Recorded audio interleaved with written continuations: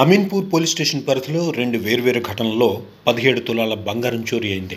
HMT కాలనీలో Ramadevi, RTC కాలనీలో వెంకటరమణ బంధువుల ఇళ్లలో పెళ్లికి వెళ్లగా ఇంట్లో ఎవరూ లేని సమయంలో తాళాలు పగలగొట్టి బంగారాన్ని దొంగిలించారు. హెచ్ఎంటీ కాలనీ రమాదేవి ఇంట్లో 4 తులాలు, ఆర్టీసీ కాలనీ వెంకటరమణ ఇంట్లో 13 తులాల బంగారాన్ని దొంగలు దోచుకెళ్లారు. నిన్న రాత్రి బాధితుల ఫిర్యాదుతో కేసు నమోదు చేసి పోలీసులు దర్యాప్తు చేస్తున్నారు.